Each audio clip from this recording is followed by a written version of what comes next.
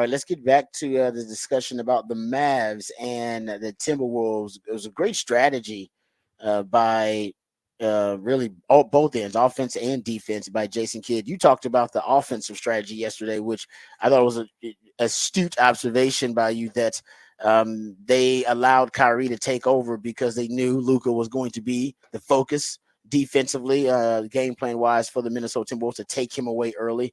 So they let Kyrie really showcase early on, and that's why you go look at it. He scored 30 points, but 24 of those were in the first half. Didn't score at all in the fourth quarter, but in the fourth quarter, Luka takes over.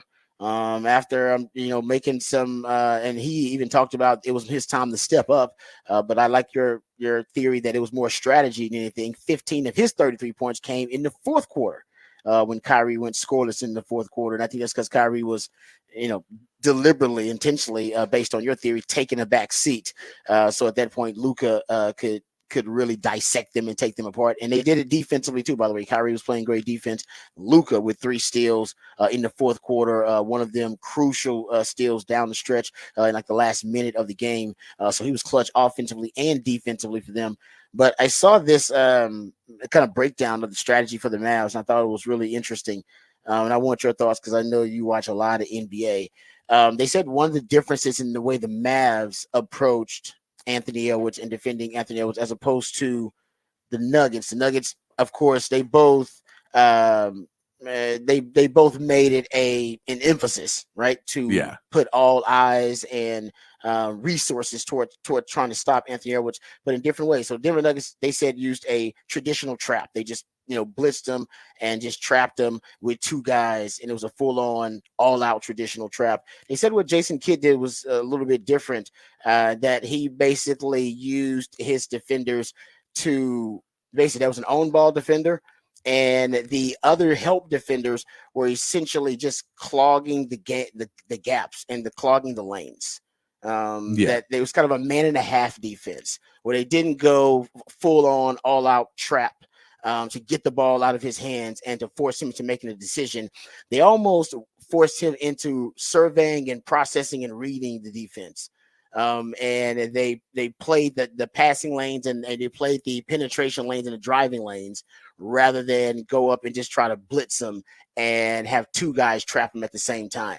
And it was brilliant. They showed a bunch of clips as to how they did it, and all eyes are on Anthony Edwards. But it's interesting to watch the guys fall into the passing lanes and fall into the driving lanes rather than just try to trap him. And then he sees it. You can tell that he reacts to it. Usually he's a downhill player trying to get to the basket, and you can tell he reacts to it. And you talked about how many threes he took. Yeah. And it really did. It forced him into reading and surveying the defense. They would concede the 3, almost give him a little space on the 3, but you can tell they were packing that paint and they were constricting the space and basically telling them, no, you're not gonna drive. You're not gonna drive. If you drive, there's gonna be a guy that's gonna come up immediately and clog that lane immediately and get right in your face. And they almost would force him back out into, all right, now get to your pick and roll.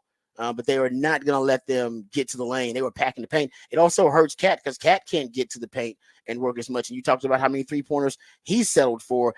That's going to be really the conundrum for Chris Finch, figuring out, all right, how do I get my guys in the lane? Because the Mavs are not giving up the lane. They got a lot of guys that are doing a great job of being able to clog up the driving lanes. And it's really, like I said, it was a brilliant strategy by Jason Kidd. It was a little different than what the than what the Nuggets were doing in that game or in that series, period. Yeah, I mean, and yeah, what you're saying is basically 100% on because, with Anthony Edwards, we said he took 16 shots, 12 of them were threes. That's not a normal line. You don't want to give them the easy ones. If their legs are weak, you want them to shoot threes all day long because the threes are going to be, they're harder. The more tired you are. The threes are going to go down. So I think you go into that with the game plan. We think they're tired. We think they're beat up after game 7. So we'll let them shoot threes. Now, that can come back to bite you because if you do that again now after they've sat at home for a day and maybe they've had another day rest and they're probably back to a little bit more normal legs. Now, they're still going to be tired, but not the same tired they were after a game 7 and the travel and everything else they had to do. This is then you can get killed because they shot 49 threes. If they hit 25 of those, you lose by by a long margin. You know, they hit 18, but if they hit 7 more threes and they get closer to 50% because you're leaving them open, you're giving them those shots, then you have to shift everything you're doing. The game plan worked really well because it fell into the hands of what the Mavs were doing. They never really had to switch up what they were doing. So you have to be ready to see what that next move is. I'm sure they have several other moves ready to go. I think you will see more coming out on 3-point shooters. I think you will see them trying to get the ball into the hands of the worst the passers who are not as good.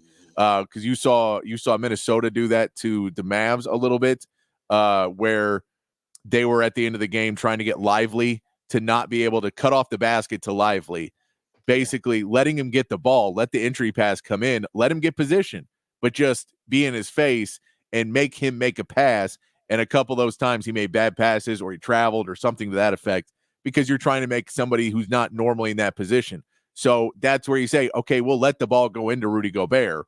We don't care about that. But now we have to make him make a play. And we'll trust that Rudy Gobert won't make the play. So it's the same concept of trying to close up passing lanes, but allowing certain lanes. Yeah. So being smarter about it okay, instead of not letting anything, we're going to kind of direct you to, and not realize, but okay, this is closed, that's closed, this is open. So let me just throw it down to the open guy. I know he's not the guy. Yeah. And so I think you could see that it's a guy you double off of. It's harder to double off Rudy Gobert because then you allow, that's your center coming off and it becomes much harder. But I think you could see more things like that to try and direct the ball to where you want to go, trying to lead people into the position you want to lead them into, which is play really tight on a guy up at the off the 3-point line. But once they get to the 3-point line, you just take a step back on them. Yeah, get a little softer. But you're trying to direct them to a more difficult 3-point shot. So you don't let them at the top of the key. You kind of push them over in the corner a little bit more, a shot that people just don't take as much. Those types of things. You're just trying to play little small games of deciding where they go. Minnesota is going to come out, I think, a lot more intentional this game, understanding where they got beat. They didn't seem prepared for the Mavs at all. We heard in multiple post-game interviews that they didn't realize what was going to happen in that game. The things that we told you for a month were going to happen and they didn't realize. So I think they're going to be much more prepared and much more intentional because they will watch this game film and, they're going to understand different pieces. But defensively for the Mavs, it is a big piece of, can you continue to slow down Anthony Edwards? Can you make Jaden McDaniels have to be the hero again and have to stay into it? And for PJ Washington, just keep playing good defense on Karl Anthony Towns. He's got to stay out of foul trouble. You can't get into, you can't pick up stupid ones if you're PJ Washington because you understand you're going to have to bump. Karl Anthony Towns is probably going to post you up several times in this game because he got tons of criticism for it. Film, I was say, that film session was tough. And so he's going to come after you. So understand you can't pick up little ones reaching in. So if Anthony Edwards drives and you're coming off of Karl Anthony Towns to shore up that lane, a lot of times you just put that left hand out, and if you catch an arm, that's a foul, okay? And now you get to 3 before the half, and the entire second half, you're playing that game with Karl Anthony Towns where he knows it, and he can do little pump fakes, get your hands out. There's just certain things. So for him, it's going to be a big one because you think Karl Anthony Towns is going to try and go after them and try and use that size a little bit more. What Gafford and Lively can do to continue to be presences in the paint and continue to clog up the paint is going to be really big. Awesome. And then, I think we talk about Kyrie Irving. One of the pieces you don't mention about when he went really good, where he put his effort in offensively in the first half, and Luka was guarding Jaden McDaniels. Luka was playing help defense. Luka wasn't necessarily blowing his legs out playing defense in the first half. Kyrie was. Kyrie's playing a lot of defense. So if you say Kyrie is going to be the guy because he's going to be on the ball defender a bit more, then maybe you're trying to shift a little bit to have Kyrie be involved early because you understand his legs may be a little bit more tired at the end of these games because he's going to be chasing around Anthony Edwards. He's going to be chasing around Mike Conley. He's going to be chasing around guys the entire game. That let's get his offense when we can. And Luka, who's not going to have to work as hard defensively. maybe we'll trust him in the fourth quarter a little bit more. Now at that's the same brilliant strategy if it is actually. I mean, if that's indeed the strategy, that's but brilliant. you can only do what they give you. So if they come out and they say we saw what happened and we know we're not that, gonna let Kyrie do this. We're gonna go and make Luka beat us early, and Luka can. But then you're trying to see if you can get Kyrie to still beat you late, if they can pull that off and that switch back and forth. But I think you're going to see strategy. Yeah, and that's where I think Chris Finch and this Timberwolves team is going to not allow Kyrie. I don't think they're going to challenge him again. I think they learned their lesson in game one, and it may be where they intentionally switch up who they're going after series to series, play to play, and just don't let them know. Don't let the Mavs get comfortable in that situation. It is the thing, though. That's why you have one of the best backcourts in the league. Probably the best backcourt in the league. And Stan Van Gundy said best in history, which probably is a bit overstated, but the best backcourt in the league right now is you have two guys. They can go a long way in making that argument this postseason. Oh yeah, if they make a championship 100%. run. But 100%. But you're right though. That's the pick your poison. This is the reason that they got Kyrie along with Luka and they paired him up, so that no team could ever just say, all right, we're taking Luka away, and hey, nobody else on your team can beat us. It's like, oh, actually, there's another guy that can beat you. Yeah. And I mean, we still haven't, we didn't see PJ Washington in game one step up offensively. We'll see if he gets out and hits some more threes. They didn't shoot the three very well at all in that game. If they shoot the three ball better for the Mavs in game two in the building, they feel a little bit more healthy there and a little bit more ready to play in that building, then the Mavs can easily pull away, because if they hit threes last game, they would have pulled away a lot easier. Yeah, they were 6 of 25. You can make the argument whichever one of the teams, because they were 6 of 25. You talked about the Timberwolves hit 40. They took 49 3-pointers. Yeah. And that if either team is better from 3-point range, then they would have pulled away and won that game. Because the Mavs usually shoot a lot more 3-pointers. They were third most in attempts during the regular season in 3-point attempts. They didn't shoot as many, but as we talked about yesterday, they didn't need to shoot as many because they were dominating in the paint. It's 62 points in the paint compared to 38 points in the paint. That'll be interesting to see, too, that number after game two. Because Chris Finch that had to be probably one of his number one complaints or critiques of this team was, hey, man, we got to do better in the paint. We have a size advantage, and we let them Debo us in the paint. We have a size advantage and the defensive player of the year. Yes. That's crazy. It's not just, well, they're big guys, but they're not great defenders. You had the defensive player of the year on that team. And he cannot be Rudy Gobert cannot be spent constantly chasing a guy 7 feet from the basket and letting someone dunk behind him.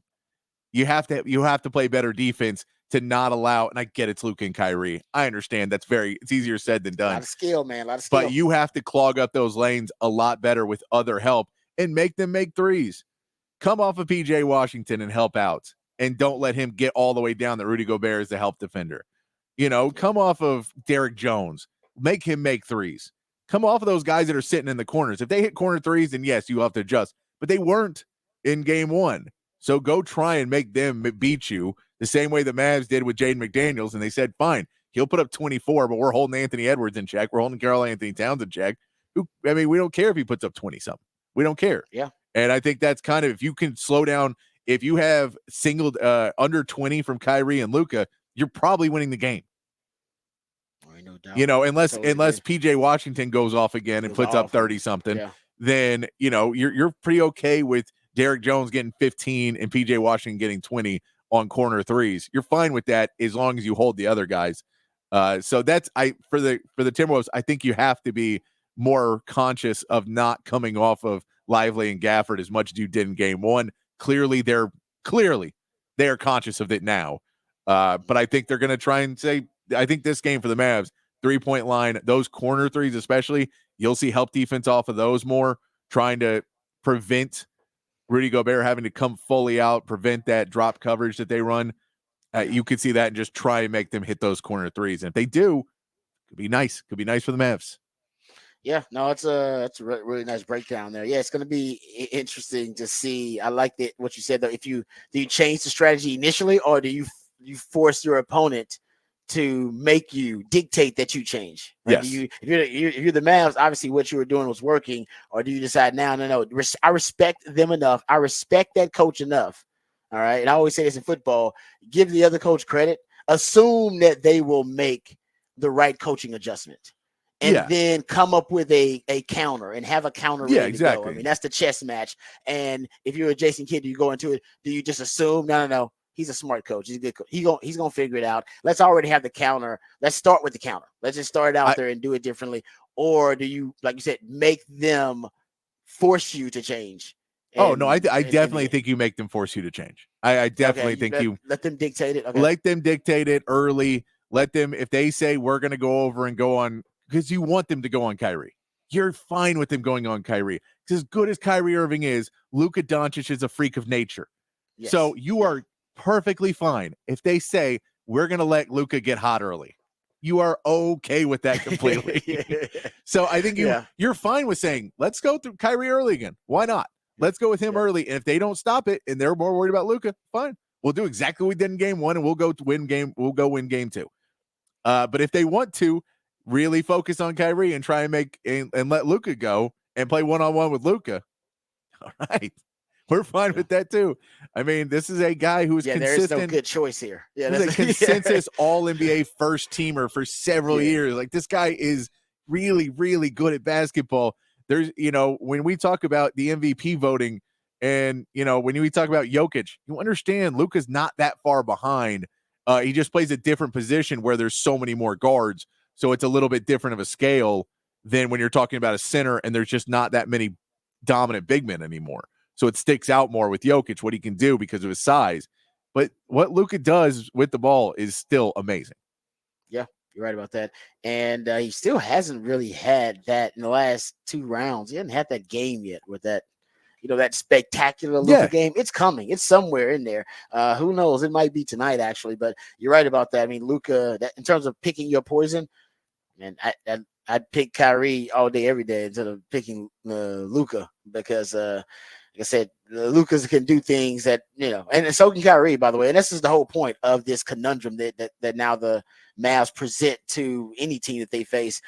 Between those two guys, you're never presented with an easy option or an easy decision. All right. So